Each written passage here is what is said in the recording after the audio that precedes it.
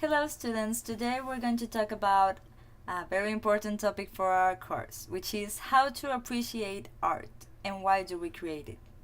First of all, to understand the reasons behind art creation, it is necessary to identify and always take into account who, why, when, and where was the artistic expression developed, which were the values, traditions, and cultures involved in it. If we want to understand the meaning of a sculpture or a painting, we need to acknowledge the importance of time, place, and the context of each artistic expression. How to become a critic viewer of art? When looking at an artistic expression, if we want to become critic viewers, we need to take into account three specific aspects. First of all, the artistic language. Understanding the artistic language means you know the basic principles and elements of art, for example, the color, line, textures, and also the contrast, gradation, etc., which the artist create with this painting or sculpture. This is related also to the second aspect we need to take into account, which is the medium. The surface and the material selected by an artist helps him deliver a certain emotional effect, impact, or message for his audience. But certainly, the most important aspect we need to develop to become a critic viewer of art is the third one, taking into consideration the historical and social context in which the piece is created. And we're going to be focusing on this last step.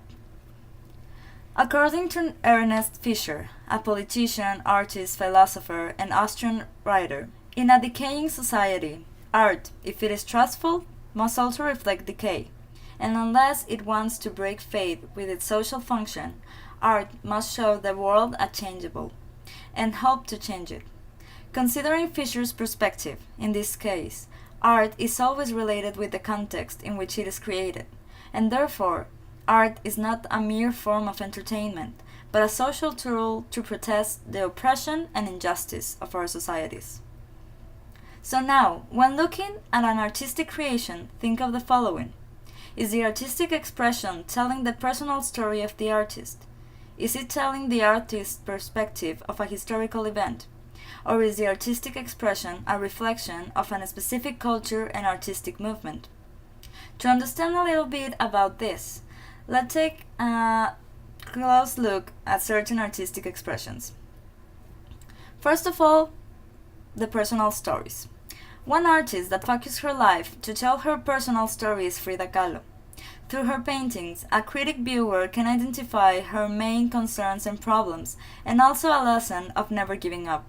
Take a close look at the following painting called Árbol de la Esperanza from 1946. What is the image about? What elements do you identify? And above all, what message do you think Frida Kahlo is trying to give you? Also, considering the personal story, but a specific approach to the historical context, let's take a look at the following picture from an Australian artist, Alan Moore. This painting is different from the one of Kahlo's, because in this case the author is relating his story with a historical event, World War II. Moore is a former militia soldier who fought in World War II. He witnessed misery and death, but in the image you are now seeing, he's depicting the liberation of Belsen, a concentration camp in Germany, in 1945. Why do you think he did this? Why paint, after the war, a blind man walking among death? World War II was a historical event that changed everything in history. And in paintings and music, the war caused a wish in the artist, a wish to show the world the suffering, the struggle of all the victims. For example, through hearing, several musicians tried to recreate the horrors of war, like Penderecki and Ligeti. They both lost their families and friends during the war, and they created music never heard before, for others to understand their pain. But now, you may wonder, what about the present? Urban art, performance art, happenings, fluxus, installation art, video art, photorealism. They are also used as a way to portray and combat reality. And this is what we're going to learn in this course. How to look at contemporary art pieces and how to understand the role they play in the modern societies.